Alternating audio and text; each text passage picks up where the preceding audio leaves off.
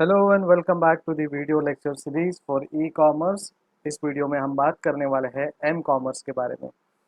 देखिए m commerce क्या है। सबसे पहले देखते हैं कॉमर्स क्या है। Commerce is a division of trade और production which deals with exchange of economic value from producer to final consumer. तो ये क्या है, एक डिवीजन है ट्रेड का जहाँ पे प्रोडक्शन होता है, ठीक है, और ये प्रोडक्शन डील करता है एक्सचेंज ऑफ इकोनॉमिक वैल्यूज यानी मॉनेटरी वैल्यूज। कहाँ से? From producer to final consumer, ठीक है। It comprises the trading of economic values such as goods, service, information और money between two or more entities। दो और more entities के बीच में ये ट्रांजैक्शन होता है और ये इलेक्ट्रॉनिकली होता है, इसलिए इसे कहा गया है ई commerce. Now what is M commerce? M commerce is the buying and selling of goods and services through wireless hand held device. देखिए, buying and selling of goods and services through wireless hand held device. Hand held device मतलब जो हमारे हाथ में होता है, जो mobile होता है, ठीक है, तो उसे कहा जाता है एम कॉमर्स, ठीक है। ये डिवाइस जो है इजी टू मूव होते हैं, मोबिलिटी होती है उसका, ठीक है। M commerce is the process of paying for services using a mobile phone और पर्सनल ऑर्गेनाइजर, ठीक है।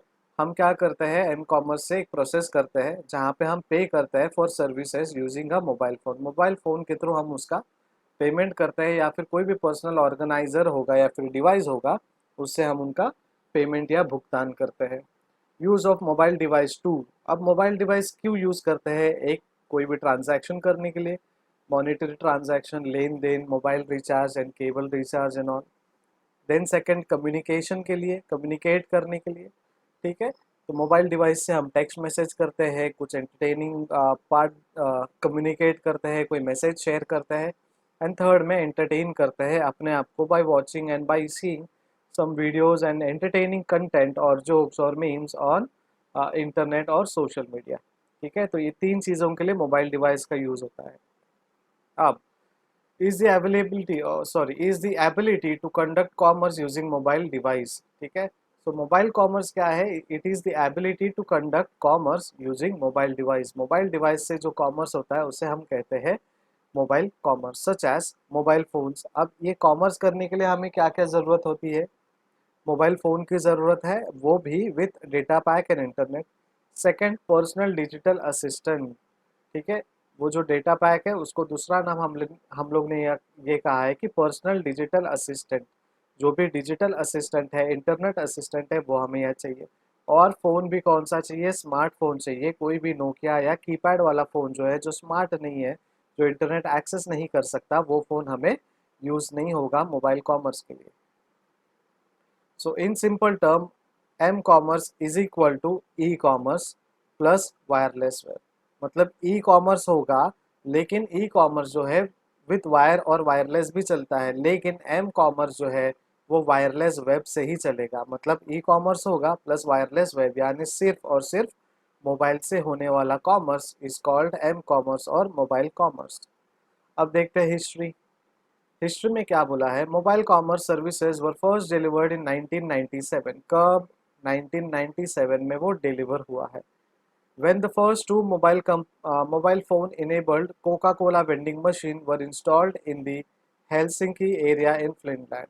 देखिए, जब दो मोबाइल फ़ोन इनेबल करके कोका कोला वेंडिंग मशीन बनाया गया, ठीक है, उसे बनाने के बाद वो हेलसिंकी यानी फिनलैंड के एक एरिया में उसे इंस्टॉल किया, ठीक है। The machine accepted payment via SMS text message, यानी टेक्स्ट मैसेज के थ्रू उसने पेमेंट एक्सेप्ट कर लिया। उसके बाद the first mobile phone based banking service was launched in 1997 by Merita bank of Finland also using SMS, ठीक है। तो ये कोका कोला ने भी इनेबल्ड किया एक पहला, और दूसरा जो मोबाइल सर्विस चालू हुआ 1997 में मेरिटा बैंक ऑफ फिनलैंड, ठीक है, उन्होंने भी एसएमएस के through mobile service, mobile payment चालू किया, right. That means you need smartphone जहाँ पे एसएमएस भी जाए और आपको इंटरनेट डेटा कनेक्टेड भी रहे।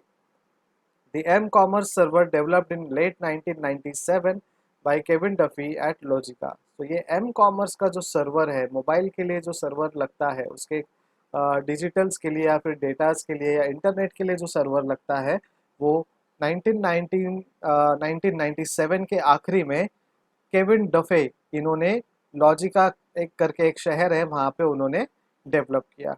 Since the launch of the iPhone, mobile commerce has moved away from SMS system and into actual application.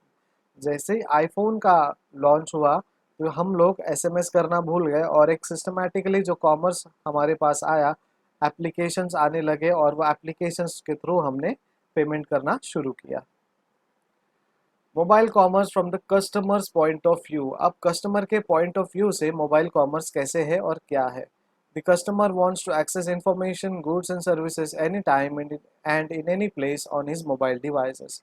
देखिए ट्रेंड ऐसा है, आजकल आपके पास रिटेल स्टोर हो या ना हो, लेकिन मोबाइल में आपके वेबसाइट होना बहुत ज़रूरी है। और इसका एक फ़ायदा है कि जो भी कस्टमर है उसको या उनको 24/7 एक्सेस चाहिए। किन चीज़ का एक्सेस चाहिए? एक तो प्रोडक्ट के इंफॉर्मेशन का, कौन सा गुड्स है, इधर गुड्स है या सर्विस है, और वो एनी टाइम एक्सेसिबल होना चाहिए। दिन के 24 घंटे, हफ्तों के सातों दिन अवेलेबिलिटी होनी चाहिए और कहीं भी किसी भी प्लेस से, लोकेशन से वो यूज़ या कनेक्ट होने चाहिए।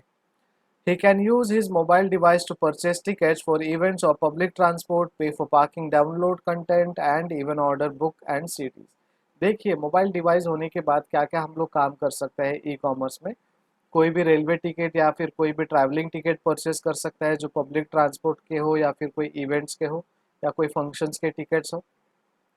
पार्किंग के लिए मोबाइल से हम लोग पे कर सकते हैं। डाउनलोड कंटेंट, जो भी कंटेंट हमें चाहिए वो डाउनलोड कर सकते हैं। बुक्स और सीडीज़ ऑर्डर कर सकते हैं जो अब लॉकडाउन में हम लोग कर रहे थे, ठीक है। आजकल पार्किंग में भी गूगल पे और फिर स्कैन एंड पे या फिर यूपीआई के थ्रू पे होता है। हर छोटे छोटे शॉप में डेयरी, जो डेयरी प्रोडक्ट्स देते हैं, मिल्क वेंडर जो है, उनके पास भी एक्चुअली मोबाइल थ्रू पेमेंट किया जा रहा है, राइट। तो ये हम लोग ने आए दिन यूज़ किया हुआ है, लॉकडाउन में तो सबसे ज़्यादा यूज़ किया है, ठीक है। तो he should be offered appropriate payment method. जब मोबाइल कॉमर्स हम लोग करने का सोचते हैं तो पेमेंट मेथड जो है वो अप्रोप्रिएट होना चाहिए और सिस्टमैटिक होना चाहिए। Mobile commerce from the providers point of view. अब प्रोवाइडर जो है, जो सर्विस आपको दे रहे हैं, उनके पॉइंट ऑफ व्यू से क्या है mobile commerce. The future development of the mobile telecommunication sector is heading more and more towards value added services. ये जो भी टेलीकम्युनिकेशन सर्विसेज है या फिर सेक्टर है, वो बहुत ही वैल्यू एडेड सर्विस हमको दे रहे हैं। पहले 2G था, ठीक है, उसके बाद 3G 4G आए, अब 5G की बात चल रही है। मतलब वो वैल्यू एडेड सर्विस दे रहे हैं और एडवांसमेंट हो रहा है उनमें। Analysts forecast that soon half of mobile operators' revenue will be earned through mobile commerce। जो भी टेलीकम्युनिकेटर है या फिर मोबाइल ऑपरेटर्स है, उनका अर्निंग बेसिकली कहाँ से होता था? जो वो नेटवर्क या सर्विस प्रोवाइड करते हैं। लेकिन ये जो फोरकास्टर्स है, जो एनालिस्ट है, उन्होंने फोरकास्ट किया है कि जो भी इनका मेजर अर्निंग्स आएगा अब वो मोबाइल कॉमर्स से आएगा, बिकॉज उनका नेटवर्क यूज़ होगा।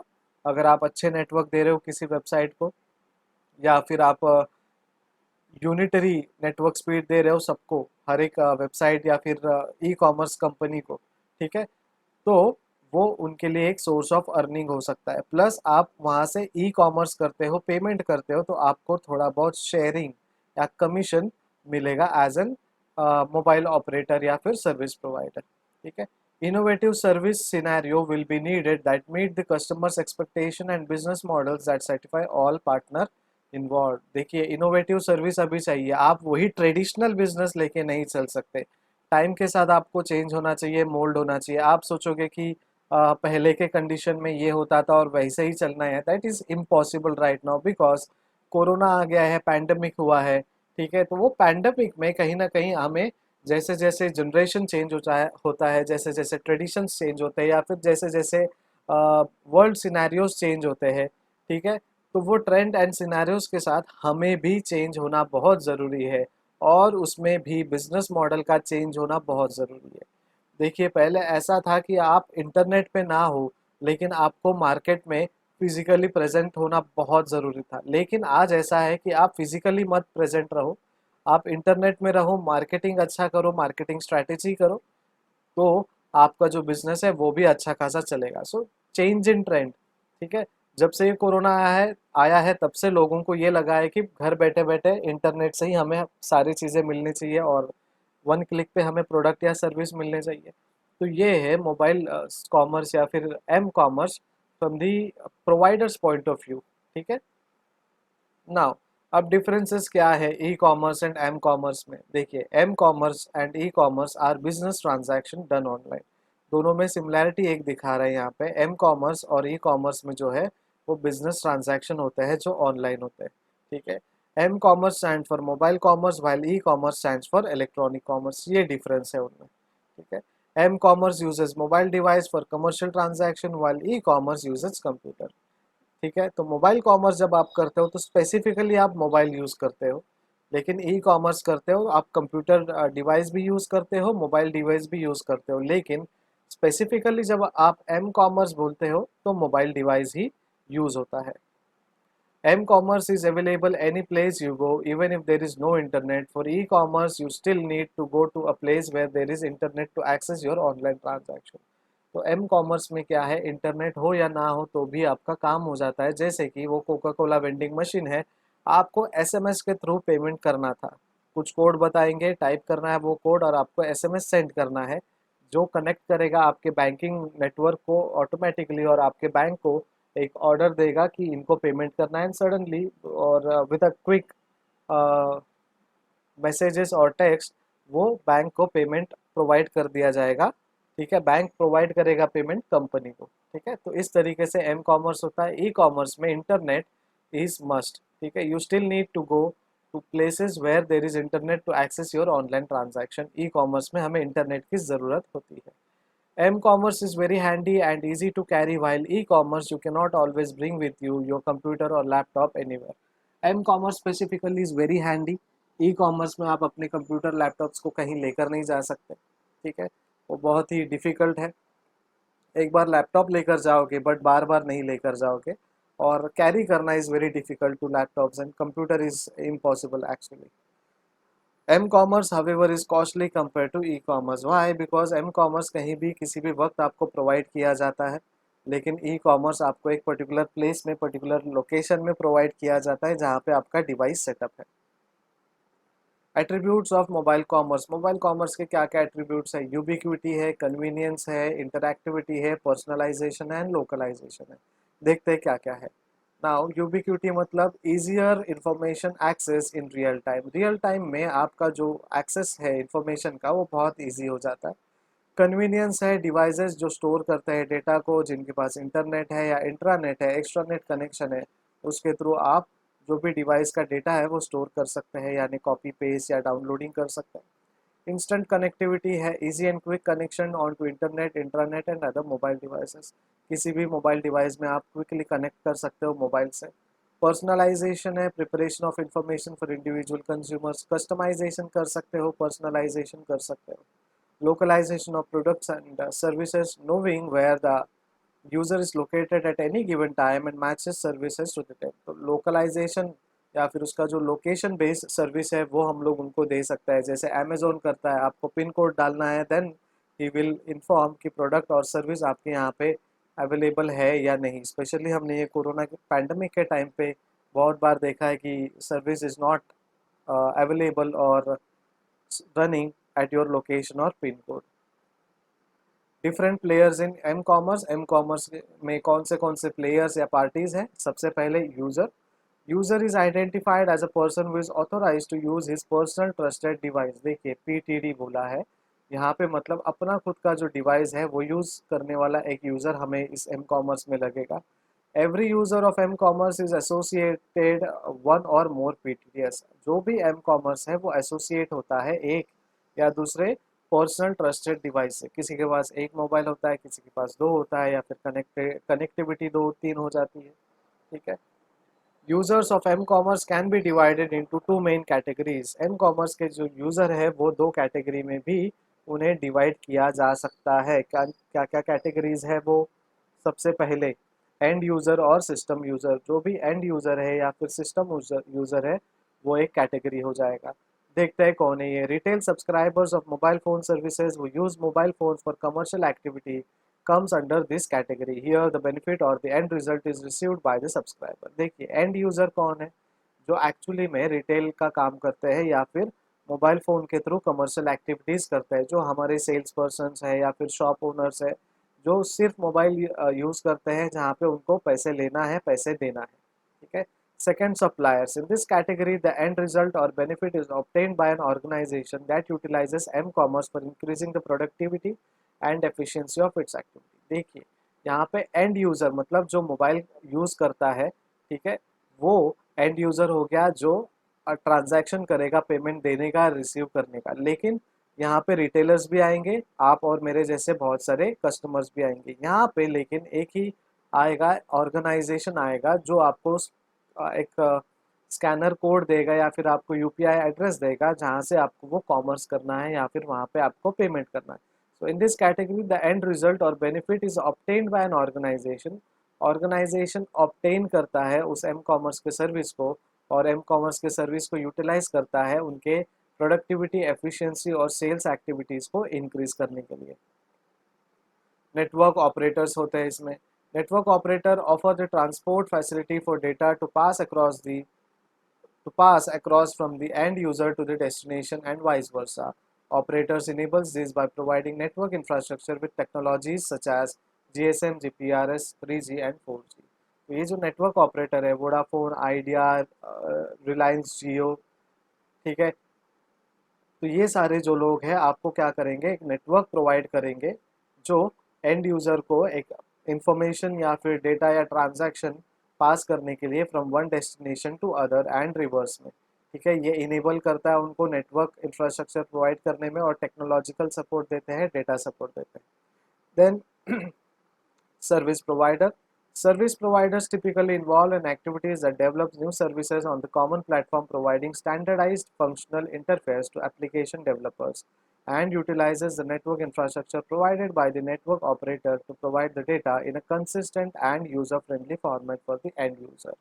तो सर्विस प्रोवाइडर कौन है? टिपिकली ये इन्वॉल्व करते हैं कुछ एक्टिविटीज़ को, जो डेवलप करते हैं नए नए सर्विसेज को, कॉमन प्लेटफॉर्म आपको प्रोवाइड करते हैं और वो स्टैंडर्डाइज फंक्शनैलिटी रहती है, किसी के लिए स्पेसिफिक नहीं होता, ठीक है। और इंटरफेस जो है वो एप्लीकेशन जो है वो डेवलपर का इंटरफेस करते रहते हैं और वो इंटरैक्टिव मोड में आपके लिए डेवलप करते रहते हैं। कंटेंट प्रोवाइडर्स है जो एग्रीगेट करते हैं मोबाइल डिवाइस को अपने कंटेंट के साथ अलग अलग सोर्सेज से, जैसे कि आपका गूगल है वो कंटेंट प्रोवाइडर है। They also link up with commerce mediator to handle the payment activities, ठीक है। तो ये जो कंटेंट प्रोवाइडर है वो क्या करता है, लिंक अप करता है आपका और रिटेलर के बीच में, और उनको एक पेमेंट एक्टिविटीज़ के लिए मीडिएटर या फिर एज एन एजेंट वो काम करते हैं।